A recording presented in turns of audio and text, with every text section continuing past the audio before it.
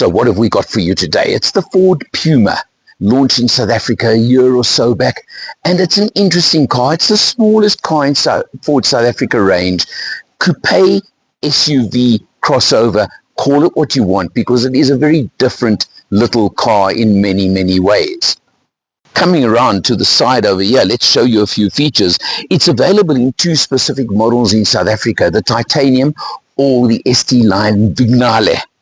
Now, I'm going to also point out differences between the two spec levels while we're about it.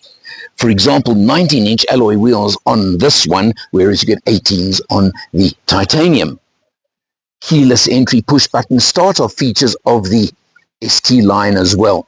But what I've mentioned is the coupe SUV. Look at those lines. Look at the C-pillar, how it curves down. It looks good. It gives you a lot of style, but it does also create a few compromises along the way. And that comes, for example, in the back seat, where legroom is fair, but consider that the driver's seat is set for me.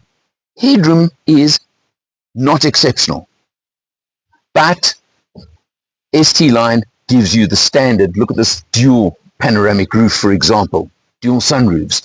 But whereas it is nice having, the compromise on the headroom could be an issue to taller people. But this is a car that's built really for small family or something like that.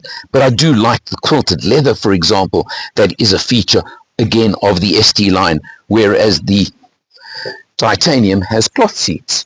You come around to the rear, I've shown you these sharp lines, very nice looking tail lights, spoiler over the rear hatch, and another feature of this one is the powered boot lid. Now, interesting, they put a dummy floor in the boot over here, so I'm going to take that out for you quickly. And right down at the bottom there is a space saver spare wheel. But interesting, look at here where you could very comfortably fit a full-size spare wheel if you want, obviously encroaching on the boot. But from an Allen test point of view, although it's a high lip you've got to come over, once I'm down in this place that could take your big spare wheel, look at this. This is about a 1 3/4 Allen boot. That's pretty exceptional. They even give you a 12-volt socket in the boot area. Both models in the range are powered by Ford's well-known, been around for a while, 1-litre EcoBoost turbo petrol engine. In this case, it gives you 92 kilowatts, 170 newton meters of torque, driving the front wheels through a really smooth 7-speed dual-clutch automatic transmission. Out on the road, and of course we're in the Hearties area. Where else? You know that from us. This Puma ST model, that little 3-cylinder EcoBoost engine, it's always been renowned for extremely good responsiveness. Just feel this, I'm heading up a hill and it just responds beautifully. It really is pleasant in that sense. Fuel consumption, you've got to be careful. If you're going to rev it, if you're going to use it, it's not going to be the lightest in the world, but if you're going to cruise around, it can be good. Now, we've done 90 Ks so far on this test. I know that's not much, and it's literally split half-half between urban traffic and our cruise, and we're showing 7.8 litres per 100. So, good indication for early on in the test. We've got a long way to go. But what I've got to tell you is it's got very, very sporty handling, this little Puma. Almost a touch too sporty for certain times that I've felt along the way. But you know what? That's always up to you. You've got to just decide. And that's where when you test a car, it makes a difference if you can take it for a nice drive and give it a bit of a good cruise. Because that'll tell you things like that. The gearbox, the 7-speed dual clutch auto is smooth. You don't even feel a shift. You don't know anything about it. To criticize, the infotainment screen maybe is a little bit small for modern standards, but it does everything. It linked to Android Auto instantly when I wanted it to. It's the little things like that that do make all the difference in the world. It's that kind of car that feels, looks and drives stylishly with a little bit of sporty touch to it. And I think that's exactly what Ford set out to do with the Puma. It's their stylish boutique hatch stroke crossover SUV, call it whichever you want. I don't think that's the important factor. It just really does the job, and it fits that little niche, and it's a tiny little niche, but it fits it exceptionally well, and that's really where it comes into its own.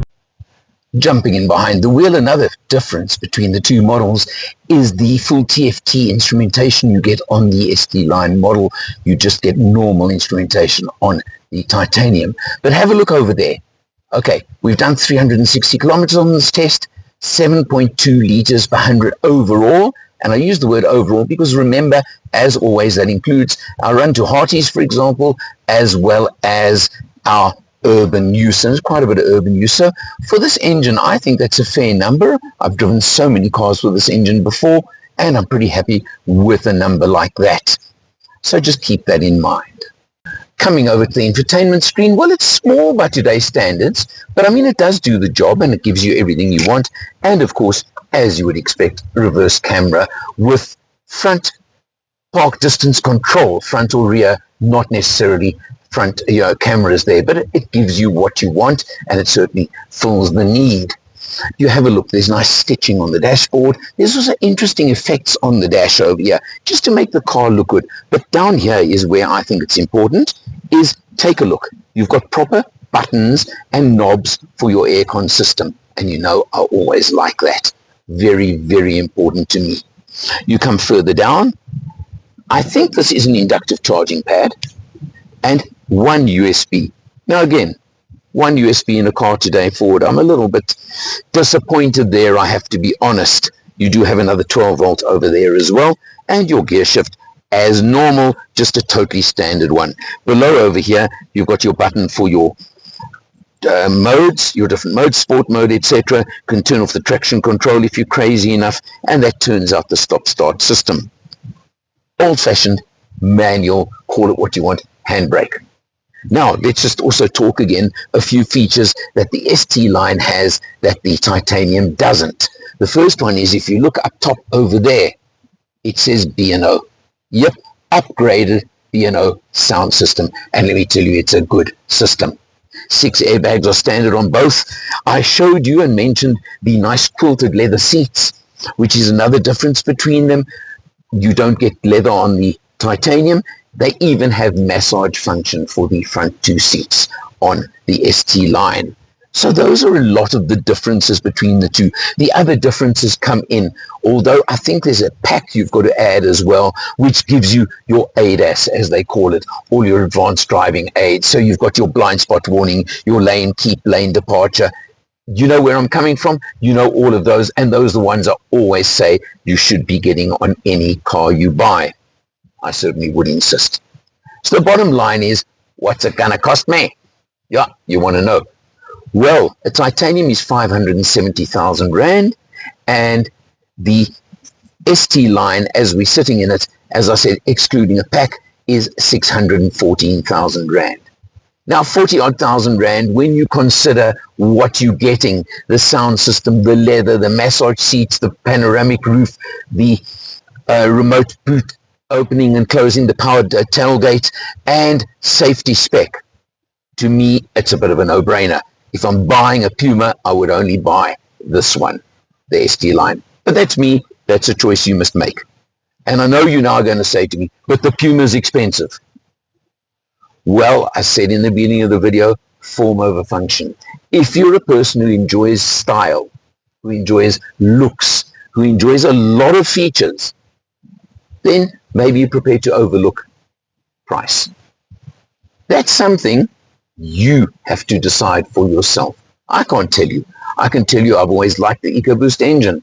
Ford, a heritage brand as they refer to it these days in South Africa. There's a lot of things going for it. Service plans are an optional extra nowadays in terms of the right to repair. But I can tell you it is a fun drive.